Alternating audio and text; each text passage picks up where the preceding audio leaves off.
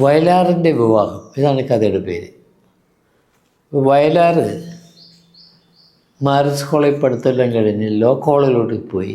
Law college പഠിക്കുന്ന സമയത്ത് ഈ വുഡ് ബി സെൻറ്റ് തെരേസസിൽ പഠിക്കുന്നുണ്ട്.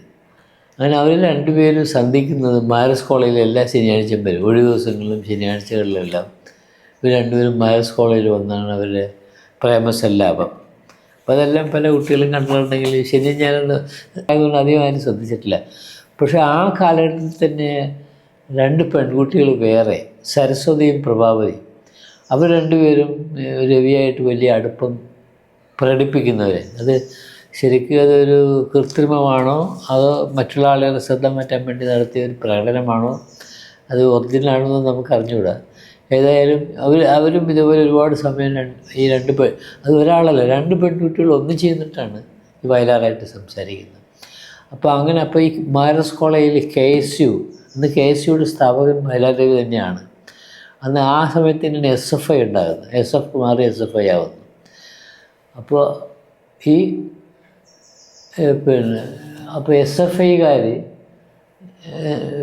KSUവിൻ്റെ വളർച്ച, KSU വലിയ ശക്തമായിരുന്നു മാരസ് കോളേജിൽ. ഇപ്പോൾ രവിക്കെതിരെ ഒരു പ്രചരണം നടത്താൻ വേണ്ടി അവരെന്ത് ചെയ്യുമെന്ന് വെച്ചാൽ ഈ രണ്ട് പെൺകുട്ടികൾ പേര്, ഈ മറ്റേ വുഡ്ബിയുടെ പേര് അറിഞ്ഞുകൂടാ, ഈ രണ്ട് പെൺകുട്ടികളുടെ പേര് ചേർത്തിട്ട് സരസ്വതി വിലാസത്തിലും പ്രഭാപുരത്തിലും വിലസുന്ന വയലാർ എന്ന് പറഞ്ഞൊരു നോട്ടീസിനെ അവർ അടിച്ചിറക്കിക്കളയും.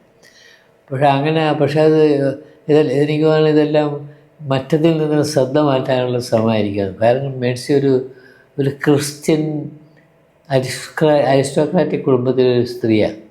അപ്പോൾ അവരുടെ ആരെങ്കിലും ഇത് അറിയാതിരിക്കാനും അത് ഒരു മറയാക്കി മാറ്റാനും ചിലപ്പോൾ നടത്തിയ പ്രകടനമായിരിക്കാൻ സാധ്യതയുണ്ടെന്ന് ഞാൻ വിശ്വസിക്കുന്നു. ഏതായാലും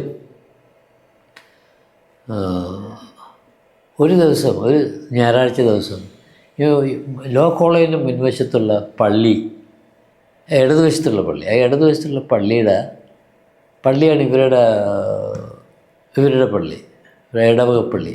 ആ പള്ളിയിൽ ഞായറാഴ്ച ഈ വുഡ് ബി പ്രാർത്ഥിക്കാൻ വരുന്നു, കുടുംബസഹിതം വരുന്നു, കാറിലെ വരുന്നു, പ്രാർത്ഥിക്കാൻ വരുന്നു. അത് കഴിഞ്ഞ് ഇവർ ബാക്കിൽ മുട്ടുകുത്തുന്നു.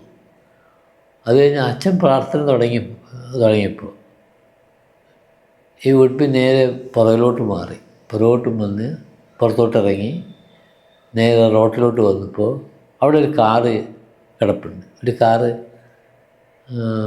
വെയിറ്റ് ചെയ്യുന്നു. ആ കാറിൽ ഇവരങ്ങ് കയറി. കാറിൻ്റെ നമ്പറൊക്കെ നേരത്തെ കൊടുത്തിട്ടുണ്ടായിരുന്നു. കാറിൽ ഇവർ കയറുന്നു. ആ കാറിൻ്റെ അകത്ത് എൻ്റെ ഒരു ഫ്രണ്ടും എൻ്റെ ഒരു സഹോദരനുമായിട്ടുള്ള ലെനിൻ ഒരാളുണ്ടായിരുന്നു. കാറ് നേരെ ചേർത്തലയ്ക്ക് പോകുന്നു. ചേർത്തലയിൽ ഞായറാഴ്ച ആണെങ്കിൽ അവിടെ രജിസ്ട്രാർ കുറച്ച് ഏർപ്പാട് ചെയ്തത്. കാരണം അന്ന് ഈ വയലാറിൻ്റെ അമ്മ ഒരു കോൺഗ്രസ് രാഷ്ട്രീയ പ്രവർത്തകയായിരുന്നു. അവിടെ വലിയ സ്വാധീനമൊക്കെയുള്ള സ്ത്രീയായിരുന്നു. അതുകൊണ്ട് അവരുടെ സ്വാധീനത്തിലെന്തോ രജിസ്ട്രാർ അവിടെ വന്നിരുന്നു. അവിടെ വെച്ച് രജിസ്റ്റർ മാരേജ് കഴിഞ്ഞു.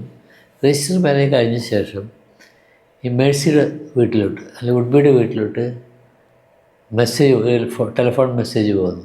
മേഴ്സിയുടെ മാരേജ് ഇപ്പോഴേ കഴിഞ്ഞിട്ടുള്ളത്, നിങ്ങളവരെ അനുഗ്രഹിക്കുക എന്ന് മാത്രം പറഞ്ഞ് ഫോൺ കട്ട് ചെയ്തു. പിന്നീട് മേഴ്സിയുടെ ഒരു ബ്രദറ് കുറേ നാൾ ഈ രവിയെ, അല്ലെങ്കിൽ വയലാറിനെ കൊല്ലുമെന്നും പറഞ്ഞ് തോക്കും കൊണ്ട് നടന്നിരുന്നു. പക്ഷേ ഇതെല്ലാം ആണെങ്കിലും ഈ വയലാർ മന്ത്രിയായതോടുകൂടി ആ വിപ്ലവ വീര്യമെല്ലാം മാറി. പിന്നീട് അവർ ശക്കരമ്പരിയായി തിരികെ.